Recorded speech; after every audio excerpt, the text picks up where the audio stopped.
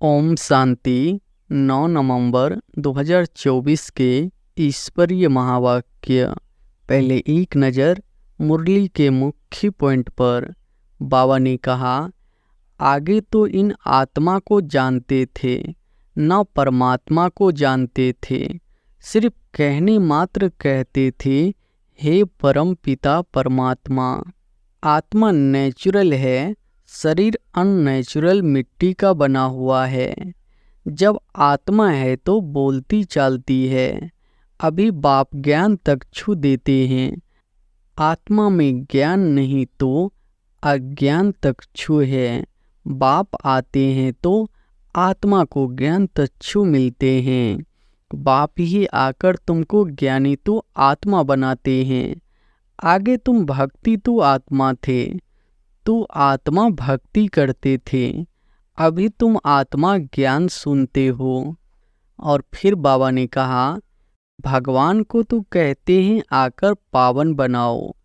पतित ही भगवान से मिलते हैं पावन होने के लिए। पावन से तो भगवान मिलता नहीं। सतयुग में थोड़े ही इन लक्ष्मी नारायण से भगवान मिलता है। भगवान आकर के तुम पतितों को पावन बनाते हैं।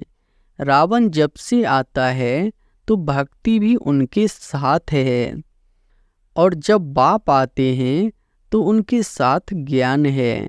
ज्ञान उनको मिलता है जो अज्ञान में है। बाप को कोई भी जानते ही नहीं। बाप को गाली देने बिगर कोई बात ही नहीं करते।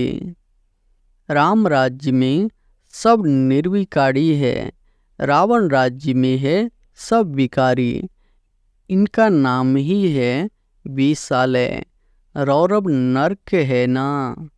इस समय के मनुष्य विषय वैतरणी नदी में पड़े हैं। मनुष्य जानवर आदि सब एक समान है। और फिर लास्ट में बाबा ने कहा, अभी इस कलयुग में असुर रहते हैं। असुरों की निशानी क्या है? 5 विकार। देवताओं को कहा जाता है संपूर्ण निर्विकारी, और असुरों को कहा जाता है संपूर्ण विकारी।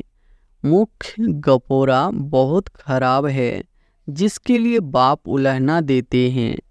तुम मुझे ठिक्कर भीतर कुत्ते बिल्ली में समझ बैठे हो। तुम्हारी क्या दुर्दशा हो गई है। कई बुद्धिहीन ब्रह्मा को नहीं मानते हैं। बाबा ऐसे नहीं कहते ब्रह्मा को याद न करो। ब्रह्मा बिगर से बाबा कैसे याद पड़ेगा।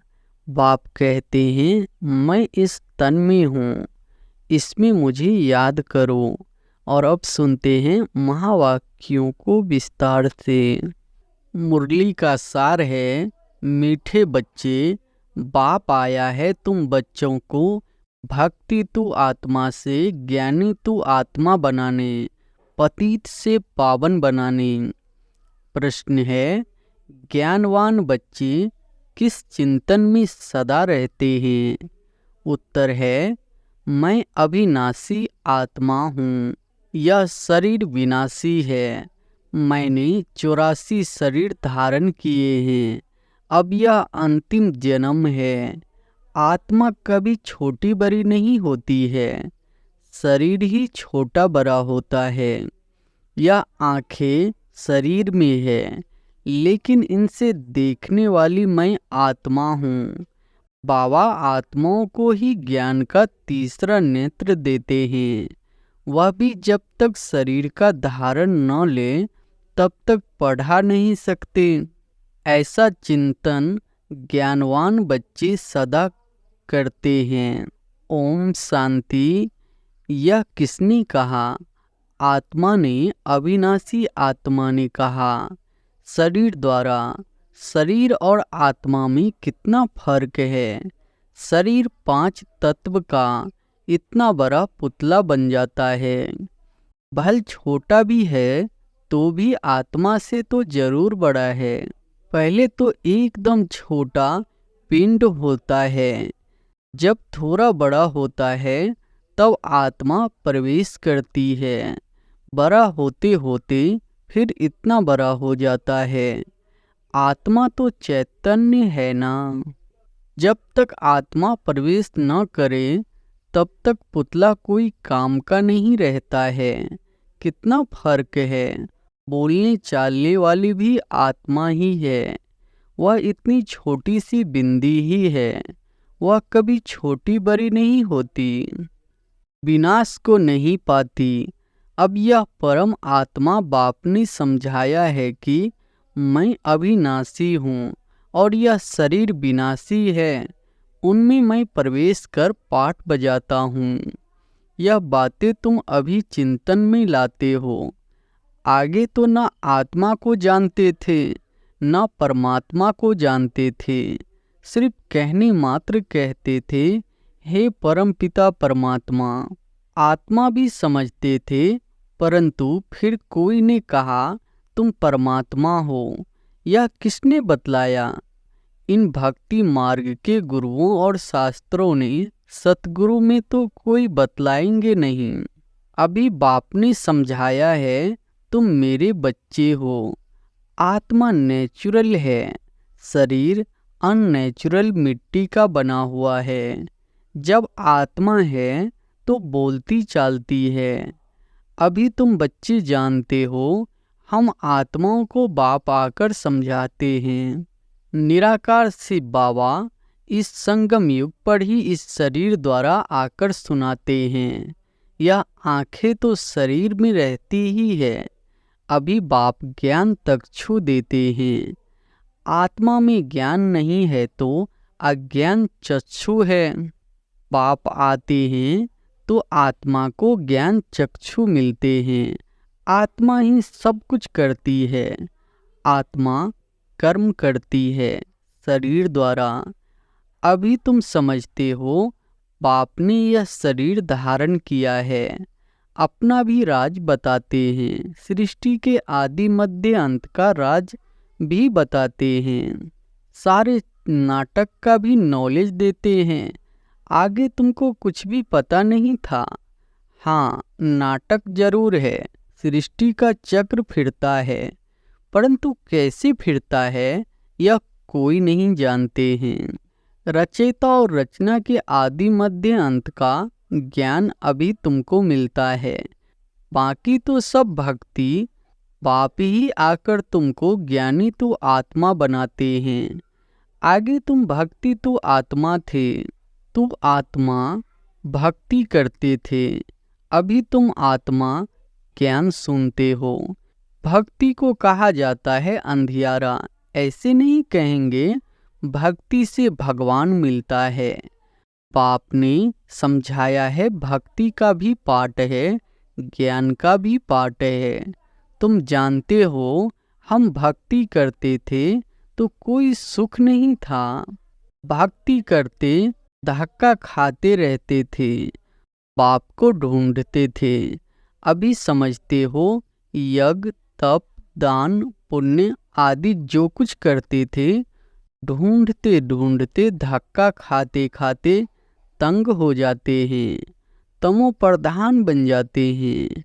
क्योंकि गिरना होता है ना, झूठे काम करना छी छी होना होता है। पतित भी बन गए। ऐसे नहीं कि पावन होने के लिए भक्ति करते थे। भगवान से पावन बनने बिगर हम पावन दुनिया में जा नहीं सकेंगे।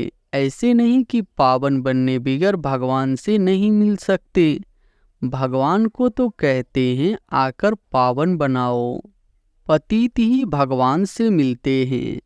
पावन होने के लिए पावन से तो भगवान मिलता नहीं। सतयुग में थोड़े ही इन लक्ष्मी नारायण से भगवान मिलता है। भगवान आकर के तुम पतितों को पावन बनाते हैं और तुम यह शरीर छोड़ देते हो। पावन तो इस तमो प्रधान पतित सृष्टि में रह नहीं सकते। बाप तुमको पावन बनाकर गुम हो जाते हैं। उनका पार्ट ही ड्रामा में वंडरफुल है। जैसे आत्मा देखने में नहीं आती, बाल साक्षात्कार होता है तो भी समझ न सके, और तो सबको समझ सकते हैं, यह फलाना है यह फलाना है, याद करते हैं, चाहते हैं फलाने का चैतन्य में साक्षात्कार हो, और तो कोई मतलब नहीं। अच्छा, चैतन्य में देखते हो, फिर क्या? साक्षात्कार हुआ, फिर तो गुम हो जाएगा। अल्पकाल क्षण भंगुर सुख की आस पूरी होगी। उसको कहा जाएगा अल्पकाल क्षण भंगुर सुख। साक्षात्कार की चाहना थी, वह मिला। बस यहाँ तो मूल बात है पतित से पावन बनने की। पावन बनेंगे तो देवता बन जाएंगे, अर्थात स्वर्ग में चले जाएंगे। शास्त्रों में तो कल्प की आयु लाखों वर्ष लिख दी है। समझते हैं कलयुग में अर्जुन 40,000 वर्ष परे हैं। बाबा तो समझाते हैं सारा कल्प ही 5,000 वर्ष का है। तो मनुष्य अंधियारे में है ना। उसको कहा जाता है घोर अंधियारा। ज्ञान कोई में है नहीं, वह सब है भक्ति। रावण जब से आता है तो भक्ति भी उनके साथ है, और जब बाप आते हैं तो उनके साथ ज्ञान है। बाप से एक ही बार ज्ञान का वर्षा मिलता है, घड़ी घड़ी नहीं मिल सकता। वहाँ तो तुम कोई को ज्ञान देते नहीं, दरकार ही नहीं। ज्ञान उनको मिलता है जो अज्ञान में है। बाप को कोई भी जानते ही नहीं। बाप को गाली देने बिगर कोई बात ही नहीं करते। यह भी तुम बच्चे अभी समझते हो। तुम कहते हो ईश्वर सर्वव्यापी नहीं है, वह हम आत्माओं का बाप है, और वह कहते कि नहीं, परमात्मा ठीकर भीतर में है। तुम बच्चों ने अच्छी तरह समझा है, भक्ति बिल्कुल अलग चीज है। उनमें जरा भी ज्ञान नहीं होता। समय ही सारा बदल जाता है। भगवान का भी नाम बदल जाता है, फिर मनुष्यों का भी नाम बदल जाता है। पहले कहा जाता है देवता, फिर क्षत्रिय, वैश्य, शूद्र। वह दैवी गुणों वाले मनुष्य है, और यह है आसुरी गुणों वाले मनुष्य। बिल्कुल छीछी है। गुरु नानक ने भी कहा है असंख्य चोर। मनुष्य कोई ऐसा कहे तो उनको झट कहेंगे तुम यह क्या गाली देते हो, परंतु बाप कहते हैं यह सब आसुरी संप्रदाय है। तुमको क्लियर कर समझाते हैं, वह रावण संप्रदाय, वह राम संप्रदाय। गांधी जी भी कहते थे हमको राम राज्य चाहिए। राम राज्य में सब निर्विकारी है, रावण राज्य में है सब विकारी। इनका नाम ही है वेशालय, रौरव नरक है ना। इस समय के मनुष्य विषय वैतरणी नदी में पड़े हैं। मनुष्य, जानवर आदि सब एक समान है। मनुष्य की कोई भी महिमा नहीं है। 5 विकारों पर तुम बच्चे जीत पाकर मनुष्य से देवता पद पाते हो। बाकी सब खत्म हो जाते हैं। देवताएं सतयुग में रहते थे, अभी इस कलयुग में असुर रहते हैं। असुरों की निशानी क्या है? 5 विकार। देवताओं को कहा जाता है संपूर्ण निर्विकारी, और असुरों को कहा जाता है संपूर्ण विकारी। वह है 16 कला संपूर्ण, और यहाँ 9 कला। सबकी कला काया चट हो गई है। अब यह बाप बच्चों को बैठ समझाते हैं। बाप आते भी है पुरानी आसुरी दुनिया को चेंज करने।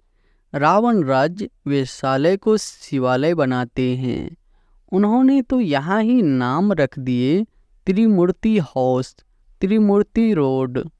आगे थोड़े ही यह नाम थे। अब होना क्या चाहिए? यह सारी दुनिया किसकी है? परमात्मा की है ना। परमात्मा की दुनिया है जो आधा कल्प पवित्र, आधा कल्प अपवित्र रहती है। क्रिएटर तो बाप को कहा जाता है ना, तो उनकी ही यह दुनिया हुई ना। बाप समझाते हैं मैं ही मालिक हूँ। मैं बीज रूप चैतन्य ज्ञान का सागर हूँ। मेरे में सारा ज्ञान है और कोई में नहीं। तुम समझ सकते हो इस सृष्टि चक्र के आदि मध्य अंत का नॉलेज बाप में ही है, बाकी तो सब है गपोरे। मुख गपोरा बहुत खराब है जिसके लिए बाप उलाहना देते हैं। तुम मुझे ठीक कर भीतर कुत्ते बिल्ली में समझ बैठे हो। तुम्हारी क्या दुर्दशा हो गई है। नई दुनिया के मनुष्य और पुरानी दुनिया के मनुष्यों में रात दिन का फर्क है। आधा कल्प से लेकर अपवित्र मनुष्य पवित्र देवताओं को माथा टेकते हैं। यह भी बच्चों का समझाया है। पहले पहले पूजा होती है शिव बाबा की, जो शिव बाबा ही तुमको पुजारी से पूज्य बनाते हैं। रावण तुमको पूज्य से पुजारी बनाते हैं, फिर बाप ड्रामा प्लान अनुसार तुमको पूज्य बनाते हैं। रावण आदि यह सब नाम तो है ना। दशहरा जब मनाते हैं तो कितनी मनुष्यों को बाहर से बुलाते हैं, परंतु अर्थ कुछ नहीं समझते। देवताओं की कितनी निंदा करते हैं। ऐसी बातें तो बिल्कुल है नहीं। जैसे कहते हैं ईश्वर नाम रूप से न्यारा है अर्थात नहीं है, वैसे यह जो कुछ खेल आदि बनाते हैं वह कुछ भी है नहीं। यह सब है मनुष्यों की बुद्धि। मनुष्य मत को आसुरी मत कहा जाता है। यथा राजा रानी तथा प्रजा सब ऐसे बन जाते हैं। इनको कहा ही जाता है डेविल वर्ल्ड। सब एक दो को गाली देते रहते हैं। तो बाप समझाते हैं, बच्चे जब बैठते हो तो अपने को आत्मा समझ बाप को याद करो। तुम अज्ञान में थे तो परमात्मा को ऊपर में समझते थे। अभी तो जानते हो बाप यहाँ आया हुआ है, तो तुम ऊपर में नहीं समझते हो। तुमने बाप को यहाँ बुलाया है। इस तन में तुम जब अपने अपने सेंटर्स पर बैठते हो तो समझेंगे शिव बाबा मधुबन में इनके तन में है। भक्ति मार्ग में तो परमात्मा को ऊपर में मानते थे। हे भगवान, अभी तुम बाप को कहाँ याद करते हो? क्या बैठकर करते हो? तुम जानते हो ब्रह्मा के तन में है, तो जरूर यहाँ याद करना पड़ेगा। ऊपर में तो है नहीं, यहाँ आया हुआ है। पुरुषोत्तम संगम युग पर बाप कहते हैं तुमको इतना ऊंच बनाने मैं यहाँ आया हूँ। तुम बच्चे यहाँ याद करेंगे, भक्त ऊपर में याद करेंगे। तुम भल विलयत में होंगे तो भी कहेंगे ब्रह्मा के तन में शिव बाबा है। तन तो जरूर चाहिए ना। कहाँ भी तुम बैठे होंगे तो जरूर यहाँ याद करेंगे। ब्रह्मा के तन में ही याद करना पड़े। कई बुद्धिहीन ब्रह्मा को नहीं मानते हैं। बाबा ऐसे नहीं कहते ब्रह्मा को याद न करो। ब्रह्मा बिगर शिव बाबा कैसे याद पड़ेगा।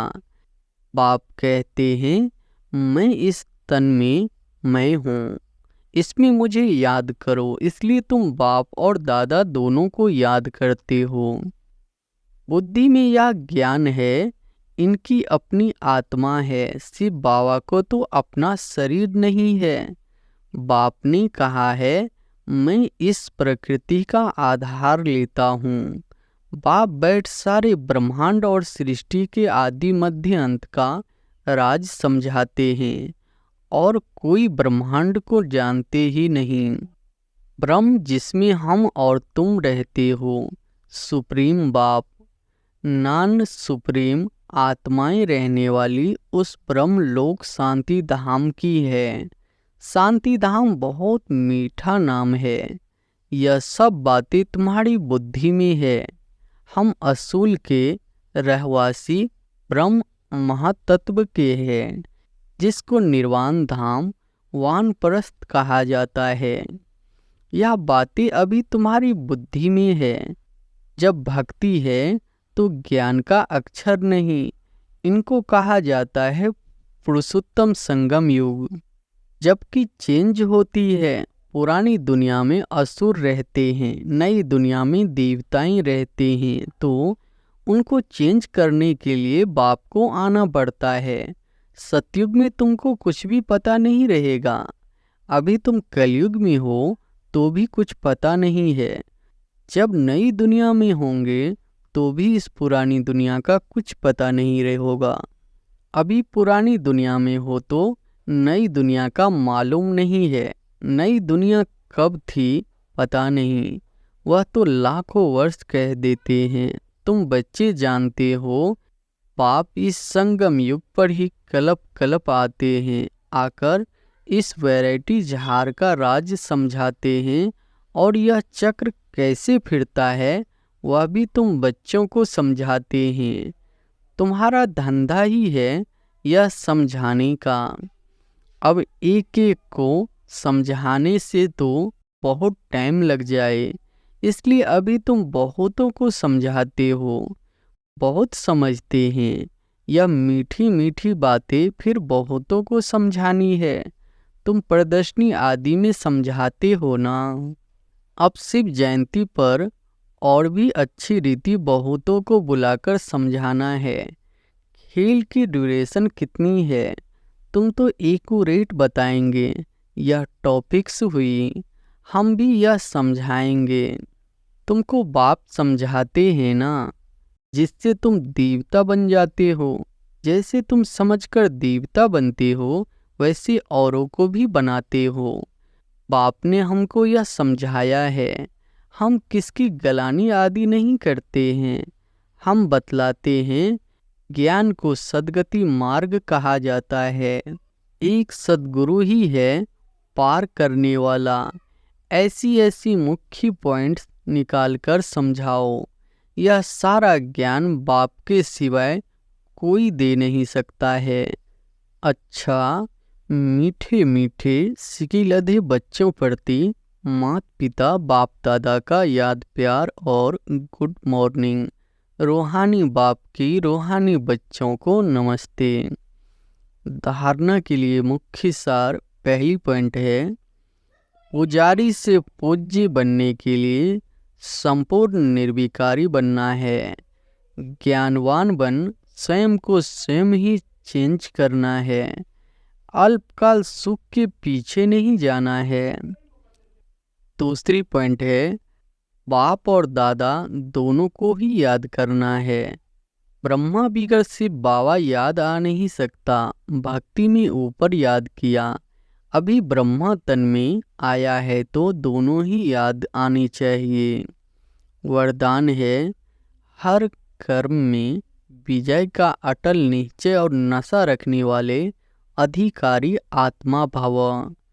हर कर्म में विजय का अटल निश्चय और नशा रखने वाले अधिकारी आत्मा भव।